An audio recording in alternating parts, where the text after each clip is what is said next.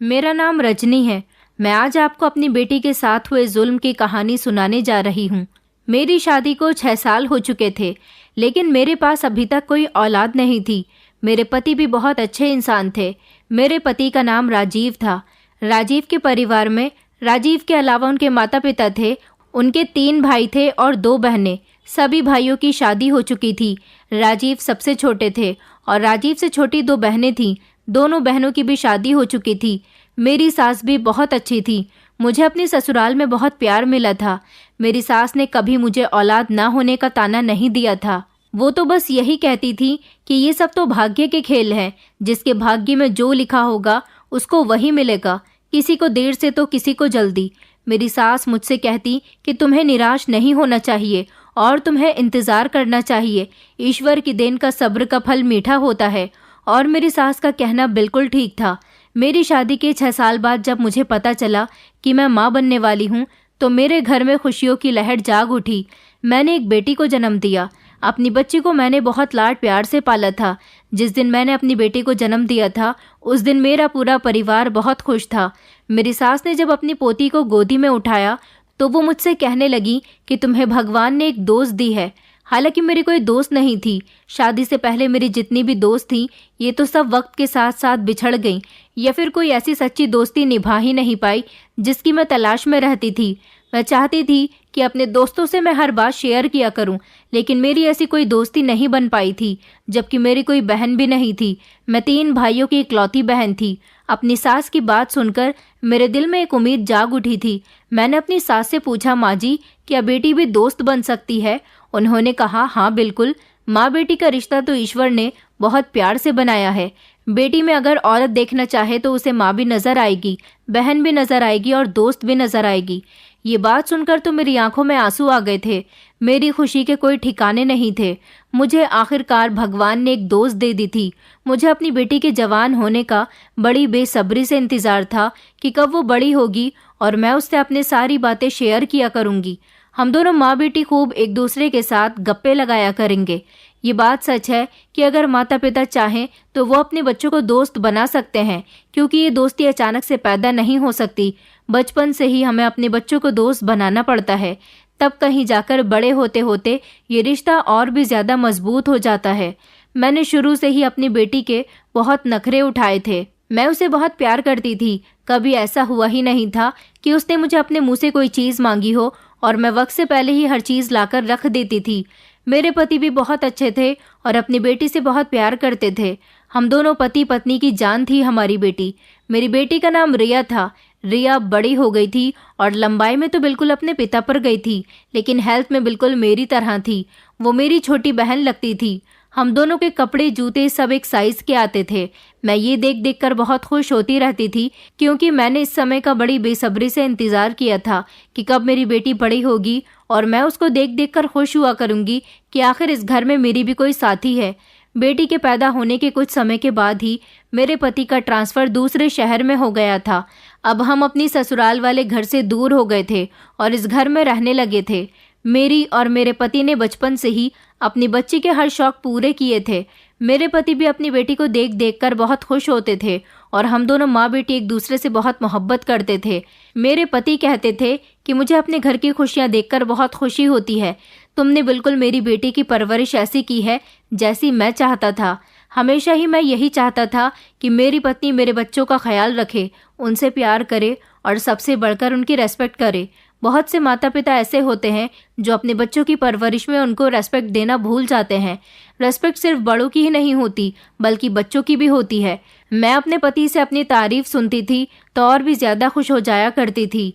रिया के बाद मुझे फिर कोई औलाद नहीं हुई, इसलिए हमने रिया को ही अपना बेटा और बेटी दोनों मान लिया था। मुझे रिया के साथ बहुत दिली लगाव था। मेरी बेटी बहुत खूबसूरत थी। माता पिता के ज्यादा प्यार ने उसे बहुत कॉन्फिडेंट बना दिया था। वो जहाँ भी जाती थी महफिल की जान बनकर रह जाती थी। लोग उसे मुड़ मुड़कर देखते थे। रिया की आदत थी कि वो हमेशा मुझे अपने दिल की हर बात बताती थी। वो मुझसे अपनी छोटी से छोटी और बड़ी सी बात आसानी से कह दिया करती थी, जैसे कोई दोस्त अपने दूसरे दोस्त को बताता है। वो कभी ये नहीं सोचती थी कि अगर मैंने कोई बात बताई तो मेरी माँ को बुरा न लग जाए। हम दोनों एक दूसरे का बहुत ख्याल रखते थे और मान भी रखते थे। सब कुछ बहुत अच्छा चल रहा था और हमारी जिंदगी बहुत हंसी खुशी गुजर रही थी। एक दिन रिया मुझसे कहने लगी, माँ, कल मेरी दोस्त की बड़ी बहन की हल्दी है और उसने हमें इनवाइट किया है, आप भी मेरे साथ चलना। पहले तो मैंने सोचा कि कोई बहाना बना दूंगी, मगर फिर ये ख्याल आया कि जवान बेटी को अकेले कैसे जाने दूं, इसलिए मैंने कहा कि ठीक है, मैं भी तुम्हारे साथ चलूंगी। फिर मैं रिया के साथ उसकी दोस्त की बहन की हल्दी पर चली गई। वहां पर खूब हल्ला गुल्ला हो रहा था, लड़कियां डांस कर रही थी, मगर मेरी बेटी रिया तो मेरे साथ ही बैठी रही थी। वो बहुत खूबसूरत लग रही थी। आसपास की औरतें भी मुझसे यही पूछती थीं कि ये लड़की कौन है। हम दोनों माँ बेटी ने वहां पर खूब इंजॉय किया और घर वापस आ गए थे। घर आकर मैंने रिया की नज़र उतारी, क्योंकि वो कहीं भी जाती थी तो उसके आने के बाद मैं उसकी नज़र उतारना नहीं भूलती थी।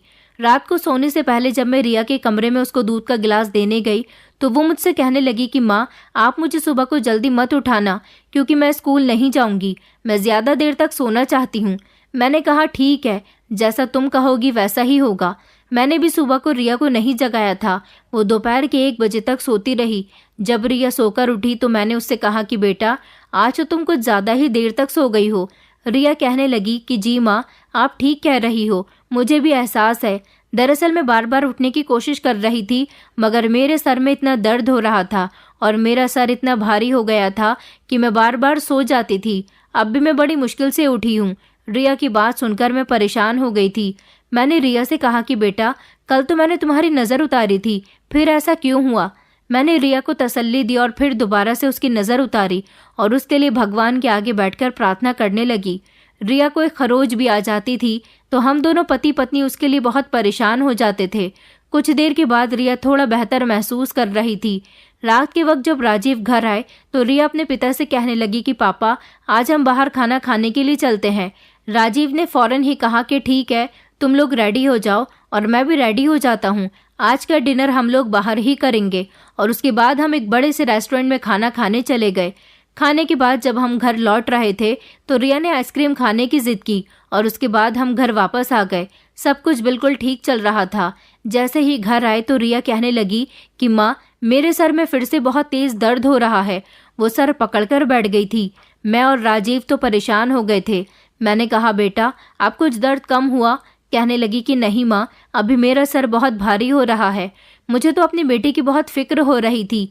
मैंने राजीव को बताया कि रिया के सर में कल रात से दर्द हो रहा है। राजीव मुझे डांटने लगे और कहने लगे कि तुम्हें इस बात को इग्नोर नहीं करना चाहिए था। अब हमें रिया को डॉक्टर के पास लेकर जाना चाहिए। हम दोनों रिया को डॉक्टर के पास ले गए।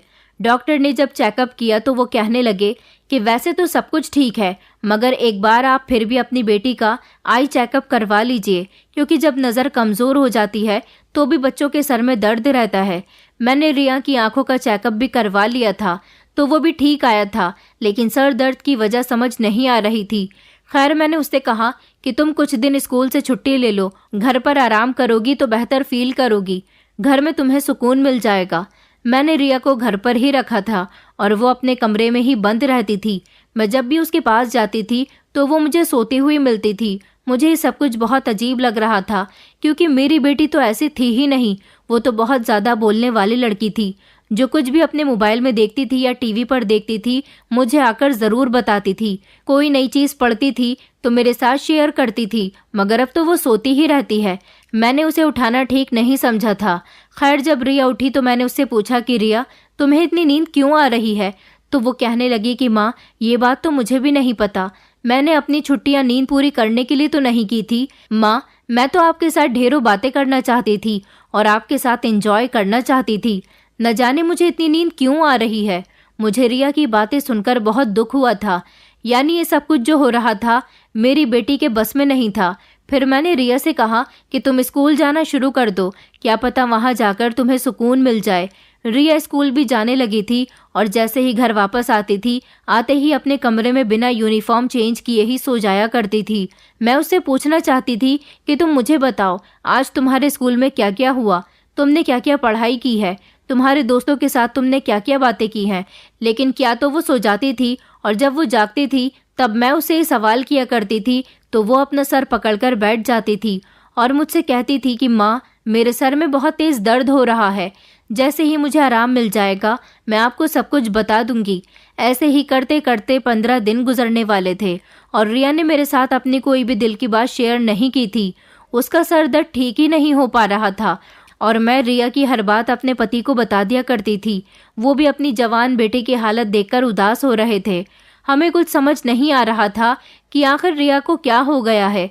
एक दिन राजीव मुझसे कहने लगे कि कभी कभी ऐसा भी होता है कि बच्चे एग्जाम्स की टेंशन लेने लगते हैं। तुम रिया से बात करो कि अगर वो एग्जाम नहीं देना चाहती या उसे फेल होने का डर है तो उससे कहो कि हमें इस बात पर कोई भी एतराज नहीं है। तुम अगले साल अपनी 9वीं कक्षा के पेपर दे देना। मैं यही बात रिया से की तो वो हंसने लगी और कहने लगी कि नहीं नहीं माँ, ऐसी कोई बात नहीं है। आप लोग तो बेवजह ही टेंशन ले रहे हो। मुझे अपने आप पर पूरा भरोसा है। मैं इस बार भी अच्छे नंबरों से पास हो जाऊंगी। मैंने रिया से कहा तो फिर क्या बात है रिया, तुम कुछ बदली बदली सी लग रही हो। ये सुनते ही रिया की आंखों में आंसू आ गए। वो कहने लगी कि माँ, मुझे नहीं मालूम मैं कैसे बदल गई हूँ। मैं बदलना नहीं चाहती। मैं तो खुद अपनी पहले की तरह लाइफ को एंजॉय करना चाहती हूँ। मुझे अपनी पहले वाली लाइफ बहुत पसंद थी। मैंने रिया से कहा कि जैसे तुम पहले थी वैसे ही बनने की कोशिश करो। अभी तुम पहले जैसी बन सकती हो। तुम हमारे लिए तो वैसे ही हो जैसे तुम पहले थी। रिया कहने लगी, माँ मैं अपनी पूरी कोशिश करूंगी। इतना कहकर वो उठकर अपने कमरे में चली गई। अब मैं समझ गई थी कि मेरी बेटी की तबीयत तो बिल्कुल ठीक है, उसे कोई बीमारी नहीं है। वो दिमागी तौर पर थोड़ी डिस्टर्ब हो गई है। मैंने रिया से कहा कि बेटी, अगर तुम्हें किसी चीज़ की ज़रूरत हो तो मुझे ज़रूर बताओ, या फिर कोई ऐसी तुम्हारी ख्वाहिश है जो अभी तक पूरी नहीं हुई हो। तो उसने मेरा हाथ पकड़ लिया और कहने लगी कि माँ, आपके और पापा के होते हुए ऐसा कभी हुआ ही नहीं कि कभी मेरी कोई ख्वाहिश पूरी ना हुई हो। मेरे कमरे में जाकर देखिए, मेरी ज़रूरत की हर चीज़ मौजूद है। Laptop, mobile, tablet, TV, AC, नए नए कपड़े, नए नए जूते, मेरे पास तो सब कुछ है माँ। किसी चीज़ की कोई कमी ही नहीं है। अगर होगी तो मैं आपको बता दूंगी। मैंने अंदाज़ा लगाया कि मतलब रिया को किसी चीज़ की ज़रूरत भी नहीं थी, मगर जैसे जैसे दिन गुजरते जा रहे थे मेरे पूरे घर में शोर करने वाली बेटी अब खामोश सी रहने लगी थी। उसने तो अब अपने कमरे से बाहर निकलना भी बंद कर दिया था। मैं जब भी उसके कमरे में जाती थी तो वो मुझसे एक दो बातें करती और लेट कर सो जाती थी। मुझे ऐसा लगता था जैसे वो अब मुझसे बात करना ही नहीं चाहती है। ये सब कुछ देखकर मेरा दिल बहुत दुखता था। आखिर ना जाने मेरी बेटी को क्या हो गया था। मेरी इतनी अच्छी बेटी की क्या हालत बन गई है।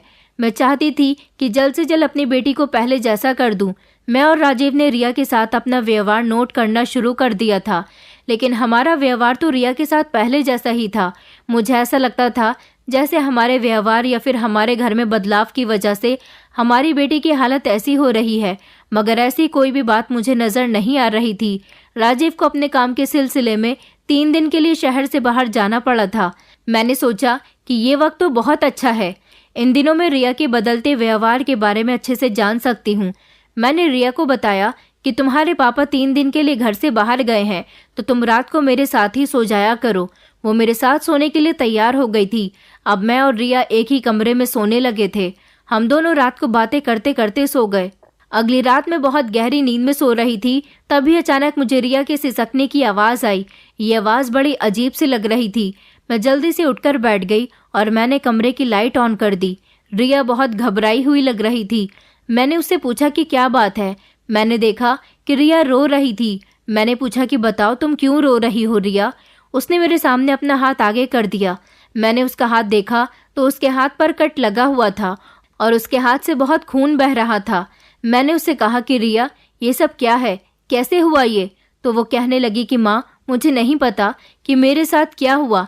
मैं तो गहरी नींद में सो रही थी, तभी अचानक मुझे हाथ में थोड़ा थोड़ा दर्द महसूस होने लगा। मैं उठ गई तो देखा कि हाथ से खून निकल रहा है। मैं जल्दी से भागकर फर्स्ट एड बॉक्स लेकर आई और उसके हाथ पर पट्टी की। मैंने पट्टी करते हुए रिया से पूछा कि बेटा, तुम्हें कुछ तो पता होगा कि ये सब कैसे हुआ। उसने ना में सर हिला दिया और कहने लगी कि माँ, मुझे कुछ नहीं पता। उसके चेहरे से तकलीफ का अंदाज़ा हो रहा था। मेरा दिल बहुत घबरा रहा था। मैंने जल्दी से राजीव को फ़ोन किया और उनको सब कुछ बता दिया और कहा कि आप जल्दी से घर आ जाओ। अगले ही दिन वो घर पर आ गए। उन्होंने भी रिया से पूछा कि बताओ बेटी, तुम्हारे हाथ पर ये क्या हुआ था।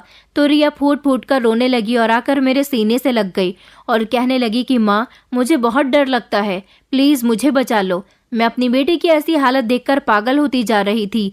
ऐसे ही 2-3 दिन और गुजर गए। जब मुझे रिया के कमरे से रोने की आवाज़ आने लगी, मैं भागकर उसके कमरे में गई तो मैंने देखा कि वो अपनी अलमारी खोलकर खड़ी है और अपने मुंह पर हाथ रखकर खूब रो रही है।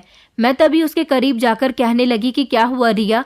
तो वो मेरे गले से लगकर रोने लगी और कहने लगी कि ये देखो माँ, मेरे साथ ये सब कुछ क्या हो रहा है? मेरे सारे कपड़े किसी ने काट दिए हैं। जब मैंने भी उसकी अलमारी में देखा तो देखकर चौंक गई कि रिया की अलमारी में जो कपड़े थे वो सभी कपड़े कहीं ना कहीं से कटे हुए थे। किसी का दुपट्टा जला हुआ था, या फिर किसी कपड़े की आस्तीन गायब थी, या फिर किसी कपड़े में छेद था। मैं ये सब कुछ देखकर हैरान थी कि ये सब कुछ किसने किया होगा। मैंने रिया से पूछा कि ये कैसे हुआ, तो उसने नामे सिर हिला दिया और कहने लगी कि मैं कुछ नहीं जानती, मुझे इसके बारे में कुछ नहीं पता, और खूब रोने लगी। जब रात को राजीव काम से वापस आए तो रिया से पूछा कि बेटा, तुम्हें कुछ तो पता होगा, कमरे में कौन आया था और किसने ऐसा किया? तो वो रोते हुए कहने लगी कि अगर मुझे पता होता तो मैं आपको ज़रूर बता देती। मैंने रिया के सर पर हाथ रखा और कहने लगी कि कोई बात नहीं है बेटा, कपड़े ही तो थे और आ जाएंगे, मैं तुम्हें और नए कपड़े दिलवा दूंगी। मुझे रिया की आंखों में शिकवा नजर आ रहा था। वो कहने लगी माँ, ये मेरे सबसे ज्यादा पसंदीदा कपड़े थे।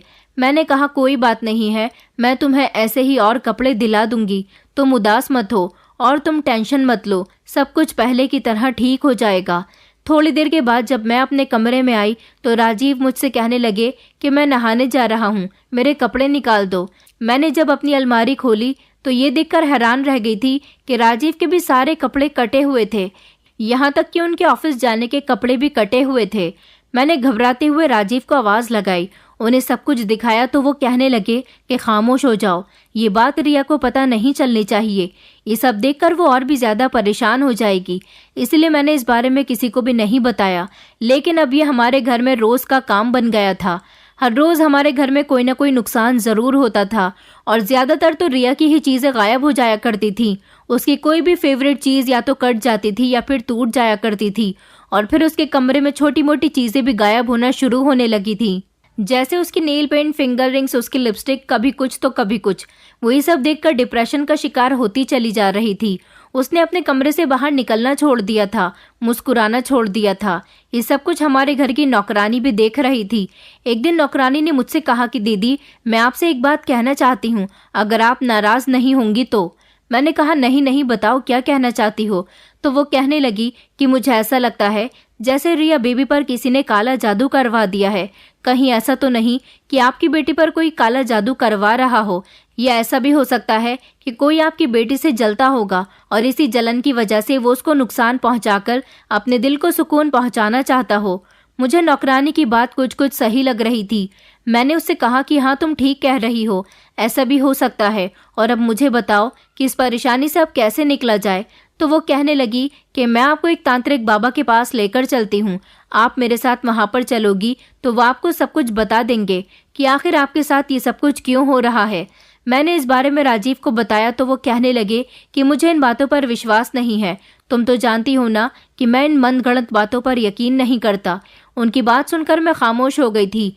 फिर कुछ ऐसा हुआ कि एक रात हम सब सुकून से सो रहे थे, लेकिन हमें ये नहीं पता था कि हमारी आने वाली सुबह कितनी भयानक होने वाली है। मैं राजीव के ऑफिस जाने के लिए नाश्ता बना रही थी कि अचानक ही रिया के कमरे से चीखों की आवाज़ें आनी शुरू हो गईं। ऐसा लग रहा था जैसे उसने कोई भूत देख लिया हो, और मैं और राजीव भागते हुए उसके कमरे में गए तो ये देखकर हैरान रह गए थे कि रिया शीशे के सामने खड़ी हुई थी और उसके सर के बाल बिल्कुल गायब थे, मतलब कि वो गंजी हो गई थी। मैं उसके पास जाकर कहने लगी कि रिया, ये सब क्या है? तो वो कहने लगी कि माँ, मैं तो अभी अभी सोकर उठी हूँ, मैंने देखा कि मेरे बाल मेरे सर पर नहीं है, बेड पर रिया के बाल पड़े हुए थे, उसके लंबे लंबे घने बाल बेड पर थे। समझ नहीं आ रहा था कि आखिर किसने इतनी बेरहमी से ये सब काम किया। मैंने रिया से कहा कि तुम इतनी गहरी नींद में कैसे सो सकती हो कि किसी ने तुम्हारे बाल काट दिए और तुम्हें पता ही नहीं चला।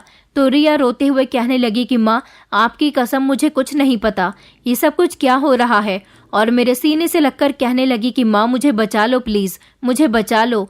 मैं और राजीव एक दूसरे की तरफ देख रहे थे। इतना ही नहीं, धीरे धीरे मेरे कमरे की अलमारी से मेरे गहने भी गायब होने लगे थे। अब तो राजीव को भी मेरी बात पर यकीन आने लगा था। वो मुझसे कहने लगे तो ठीक है, अगर तुम कहती हो तो हम एक बार उस बाबा के पास चलते हैं, लेकिन मेरा दिल नहीं मानता, क्योंकि मुझे पता है कि ये लोग सिर्फ झूठ बोलते हैं और बेवकूफ़ बनाते हैं और लोगों की मजबूरी का फ़ायदा उठाते हैं। मैंने राजीव से कहा कि मुझे किसी भी चीज़ से कोई मतलब नहीं है, मैं तो बस ये चाहती हूँ कि मेरी बेटी ठीक हो जाए। राजीव भी कहने लगे कि हाँ, मैं भी तो यही चाहता हूँ कि हमारी बच्ची पहले जैसी नॉर्मल हो जाए। मैं और राजीव अपनी बेटी को नौकरानी से एड्रेस लेकर उस बाबा के पास चले गए। जब हमने बाबा को सारी परेशानी बताई और उन्होंने रिया को देखा तो वो कहने लगे कि आपकी बेटी किसी बुरी नज़र के साये में है और किसी ने बदला लेने की चाहत में इस पर काला जादू करवाया है और ये जादू इतना खतरनाक है कि इसमें इसकी जान भी जा सकती है। ये बात सुनकर मैं और राजीव तो जैसे पागल ही हो गए थे। मैंने कहा, बाबा जी, इसका कोई तोड़ तो होगा। तो वो कहने लगा कि सब कुछ ठीक हो जाएगा, मैं सब कुछ ठीक कर दूंगा, बस इस काम के लिए थोड़ा खर्चा ज़्यादा आएगा। हमने कहा, आपको जो करना है कीजिए, हम आपको मुंह मांगी रकम देने के लिए तैयार हैं। उन्होंने कहा, ठीक है, थोड़ा वक्त लगेगा, लेकिन आपकी बेटी पहले की तरह ठीक हो जाएगी। अगले ही दिन मैं और राजीव लाखों रुपए लेकर बाबा के पास पहुंच गए थे। उन्होंने हमें एक पानी दिया और कहने लगे कि ये पानी अपनी बेटी को पिला देना, सब कुछ ठीक हो जाएगा। उनकी बात सुनकर मैं और राजीव खुश हो गए थे कि अब हमारी बेटी रिया बिल्कुल ठीक हो जाएगी, मगर ऐसा नहीं था। जैसे ही हम घर पहुंचे तो फिर से सब कुछ होने लगा था। मेरी बेटी घबरा सी गई थी, वो इधर उधर छुपने की जगह तलाश करती रहती थी। फिर एक रात रिया मेरे पास बैठ गई और धीरे धीरे मुझसे बातें करने लगी। वो कहने लगी कि माँ, मुझे नहीं पता कि मुझे क्या हो गया, मगर मुझे ऐसा लगता है कि अब मैं ज़्यादा दिन जिंदा नहीं रह सकती। और कहने लगी कि आप मुझे बताओ, मेरे बिना आपका क्या होगा। तो मैंने उससे कहा कि अगर तुम्हें कुछ हो गया तो मेरी बच्ची, मैं और तुम्हारे पापा जीते जी मर जाएंगे। तो वो कहने लगी कि माँ, ये सब बातें होती हैं, हर इंसान दूसरों के बिना जिंदा रह सकता है। मैंने कहा, ये तुम कैसी बातें कर रही हो, तुम्हारे बिना हम इस दुनिया में कुछ भी नहीं है। अगर तुम्हें कुछ हो गया तो मेरी और राजीव की तो दुनिया ही उजड़ जाएगी, और तुम ये कैसी पागलों वाली बातें करने लगी हो रिया। वो ये सब सुनकर खामोश हो गई थी। अब मुझे अपनी बेटी की और ज़्यादा फिक्र रहने लगी थी। मैंने उस पर निगाह रखनी शुरू कर दी थी। रातों को भी मैं उठ कर रिया के कमरे में चक्कर लगाया करती थी। एक रात जब मैं रिया के कमरे में चक्कर लगाने गई तो मैं ये देखकर दंग रह गई कि रिया का कमरा खाली था और उस वक्त रात के 2 बज रहे थे। ये बात बहुत ज़्यादा परेशान करने वाली थी कि आखिर रात के इस समय रिया कहाँ जा सकती है। मैं पागलों की तरह भागती हुई रिया के कमरे से बाहर निकली, लेकिन जैसे ही मैं कमरे से बाहर निकली तो ये देखकर मेरे पैरों तले से ज़मीन निकल गई थी कि रिया ने एक चादर से खुद को कवर किया हुआ था और उसके पास 2 बड़े बड़े बैग भी थे और वो चुपके चुपके घर के बाहर का मेन गेट खोलकर कहीं जा रही थी। तभी मैंने धीरे से उसके पीछे जाकर उसका हाथ पकड़ लिया और कहने लगी, रिया, तुम कहाँ जा रही हो। पहले तो उसने मुझे देखा और फिर मुझे देखते ही वो फूट फूट कर रोने लगी और कहने लगी, माँ चुप हो जाइए, किसी से इस बात के बारे में मत कहिएगा कि मैं यहाँ से जा रही हूँ, मुझे जाने दो। मैं बोली, तुम पागल हो गई हो क्या, कैसी बेवकूफ़ी वाली बातें कर रही हो। चलो घर के अंदर चलो मेरे साथ और मुझे बताओ कि तुम्हारा कहाँ जाने का इरादा है। तो उसने मेरा हाथ झटक दिया और मुझे गुस्से भरी नज़रों से देखने लगी और कहने लगी कि माँ, आप मुझे रोकने की गलती मत करो। मैंने कहा, कैसी बातें कर रही हो, तुम रात के 2 बजे कहाँ जा रही हो। कहने लगी कि मैं आपको इस बात का हक नहीं देती कि आप मुझसे ये सब पूछो, और ये कहते हुए वो बाहर जाने लगी। तभी मैंने उसका फिर से हाथ पकड़ लिया और उसके मुंह पर एक जोरदार थप्पड़ मार दिया और कहा कि पहले मुझे बताओ, तुम कहाँ जा रही हो। तुम्हें इतनी भी शर्म है या नहीं कि मैं तुम्हारी माँ हूँ और तुम मुझसे ये किस अंदाज में बात कर रही हो। तभी रिया ने मुझसे झगड़ा करना शुरू कर दिया और मुझे धक्का दे दिया, जिससे मैं ज़मीन पर गिर पड़ी और वो मुझे धक्का देकर खुद बाहर भागने की कोशिश करने लगी। मैंने जल्दी से चिल्लाना शुरू कर दिया और राजीव को आवाज़ें लगाईं। मेरी चीखें सुनकर राजीव भी आ गए। मैंने उनको सब कुछ बता दिया। उन्होंने बाहर निकलकर देखा तो रिया घर से बाहर निकल चुकी थी। राजीव जल्दी से रिया के पीछे पीछे भागे और ज़बरदस्ती उसको घर ले आए। रिया के घर आते ही जल्दी से मैंने घर का दरवाज़ा लॉक कर दिया और हम दोनों ने उसे बहुत प्यार से पूछा कि ये सब तुम क्या कर रही हो। तो वो कहने लगी, अगर आप लोगों ने मुझे घर से बाहर नहीं जाने दिया तो मैं अपनी जान ले लूँगी और आपको मेरी लाश भी नसीब नहीं होगी। हमने कहा, रिया, तुम ये कैसी बातें कर रही हो। उसकी बातें सुनकर मेरा दिल बहुत दुख रहा था, लेकिन फिर हमने रिया को पकड़कर उसके कमरे में बंद कर दिया। मैं और राजीव रिया के सामने बैठ गए और कहने लगे कि कुछ तो बताओ, हम तुमसे बार बार एक ही सवाल कर रहे हैं। उसने कहा कि वो हमसे बात नहीं करना चाहती और कहने लगी कि मेरे कमरे से बाहर निकल जाओ, मैं आप दोनों से कोई बात नहीं करना चाहती, मर जाऊंगी मैं, मुझे सांस नहीं आ रहा है, आप दोनों ने मुझे घर से बाहर जाने से रोक दिया है, देखिए मेरा चेहरा पीला हो रहा है, मुझे बहुत घबराहट हो रही है, मैं मर जाऊंगी। वो बार बार एक ही बात कही जा रही थी। तभी राजीव ने जाकर उसका हाथ प्यार से पकड़ लिया और कहने लगे कि नहीं मेरी बेटी, तुम्हें कुछ नहीं होगा, तुम बिल्कुल ठीक हो, तुम्हारा चेहरा भी बिल्कुल ठीक है, तुम्हारे हाथ भी ठीक है, मुझे बताओ तुम कहाँ जा रही थी। उसने कुछ नहीं बताया और चीखने लगी। चीख चीख कर उसने हम दोनों को अपने कमरे से बाहर निकाल दिया था। राजीव ने सारी रात रिया के कमरे के बाहर बैठकर गुजार दी। वो जागते रहे और रोते रहे, कुछ समझ नहीं आ रहा था कि आखिर क्या हो रहा है। सुबह को जब मैं नाश्ता लेकर रिया के कमरे में गई तो उसने मेरे हाथ से ट्रे लेकर फेंक दी और कहने लगी कि आप यहाँ से दफा हो जाओ, आप मेरी मौत की जिम्मेदार हो। मैंने कहा तुम मरी तो नहीं हो, मेरे सामने बिल्कुल ठीक खड़ी हो, तुम ये कैसी बातें करने लगी हो रिया, तुम्हें क्या हो गया है। वो अजीब अजीब सी बातें करने लगी थी। ये कहने लगी कि मैं ज्यादा दिन जिंदा नहीं रह पाऊंगी। इतना कहकर उसने अपना मोबाइल उठा लिया था और एक नंबर डायल कर कर कहने लगी कि मुझे मेरी माँ ने घर से निकलने नहीं दिया, मगर तुम फिक्र मत करो, मैं तुम तक जरूर पहुंच जाऊंगी। ये बात सुनकर तो मैं दंग ही रह गई थी। मैंने पहले उसके हाथ से मोबाइल छीन लिया और रिया को कमरे में लॉक कर दिया। रिया का मोबाइल मैं अपने साथ ले आई और राजीव से कहने लगी कि रिया किसी से बात करती है, वो किसी से कांटेक्ट में है। राजीव ने मेरे हाथ से मोबाइल ले लिया और ये देखकर हम दोनों के पैरों तले से जमीन निकल गई कि हमारी बेटी ऑनलाइन किसी से चैटिंग करने लगी थी। मेरी बेटी बहुत मासूम थी, वो तो कम उम्र की थी, उसे अपने अच्छे बुरे के बारे में भी पता नहीं था, मगर जो लड़का उसके साथ बातें कर रहा था वो बहुत चालाक लग रहा था। राजीव ने उसके सारे मैसेज पढ़े, उसमें लिखा हुआ था कि वो उससे बहुत प्यार करता है। उसने मैसेज में अपने प्यार के बहुत सारे दावे भी किए हुए थे और कहता था कि मैं तुम्हें बहुत खुश रखूंगा और तुम भी मुझसे प्यार करने लगी हो। लेकिन मेरी बेटी ने मैसेज में बार बार इनकार किया हुआ था कि मैं तुमसे प्यार नहीं करती, मगर वो लड़का यही कहता था कि मैं जानता हूँ कि तुम मुझसे प्यार करने लगी हो। वही सब बातें उसके दिमाग में बैठा रहा था। आखिर मेरी बेटी ने भी एक्सेप्ट कर लिया था कि हाँ वो उससे प्यार करने लगी है। उसके बाद उसने रिया से कहना शुरू कर दिया कि मैं आज तुम्हारी मोहब्बत का इम्तिहान लेना चाहता हूँ, अगर तुम मुझसे मोहब्बत करती हो तो अपना हाथ काट कर दिखाओ। और उसके हाथ काटने की तस्वीर उसके मोबाइल से सेंड हुई नजर आ रही थी। लेकिन जब मैंने रिया के हाथ से खून बहता हुआ देखा था तो मैंने उससे पूछा था कि ये क्या हुआ, तो वो मुकर गई थी। यानी कि वो कट रिया ने जानबूझकर अपने हाथ पर लगाया था और उसने अपने हाथ पर कट लगाकर उस लड़के को फोटो भी भेजी थी। फिर वो लड़का कहने लगा कि अगर तुम मुझसे प्यार करती हो तो अपनी सबसे कीमती चीज को खराब करके मुझे फोटो सेंड करो। रिया ने उसे अपने कपड़े काटने के बाद फोटो सेंड किए। उसने अपने कपड़े तो काटे ही थे और हमारे भी कपड़े काट कर फोटो सेंड कर दिए थे। उसने अपनी सारी कीमती चीजों को तोड़ दिया था, जला दिया था और साथ ही साथ उस लड़के को फोटो सेंड करती थी। उसने इतना सब नुकसान उस लड़के के कहने पर ही किया था। और वो तांत्रिक बाबा, उसने हमें काले जादू के बारे में बताकर हमसे खूब सारे पैसे बटोर लिए थे। रिया सारा दिन उस लड़के से बात करती रहती थी और जब मैं उसके कमरे में जाकर बैठती थी तो वो मुझे यही कहती थी कि मुझे नींद आ रही है। वो सोती नहीं थी, बल्कि मेरे जाने के बाद उस लड़के से फोन पर बातें किया करती थी।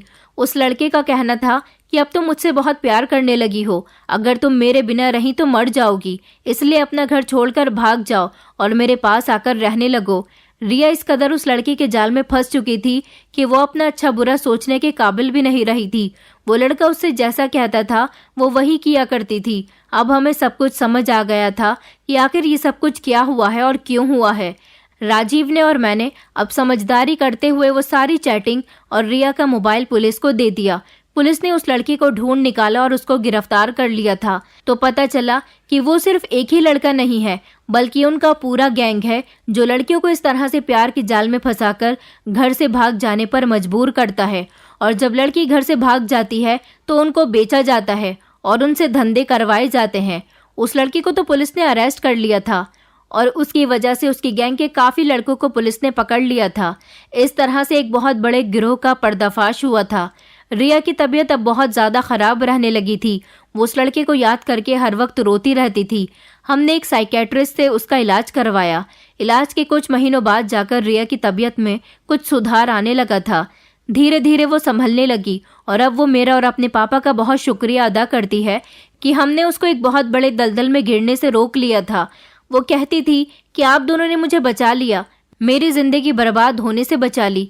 मेरी बेटी अब बिल्कुल ठीक है और अब उसकी उम्र 22 साल है। उसकी पढ़ाई तो इस वजह से खराब हो गई थी, लेकिन मेरी बेटी बहुत खूबसूरत है। मुझे यकीन है कि उसकी शादी किसी अच्छे घर में हो जाएगी।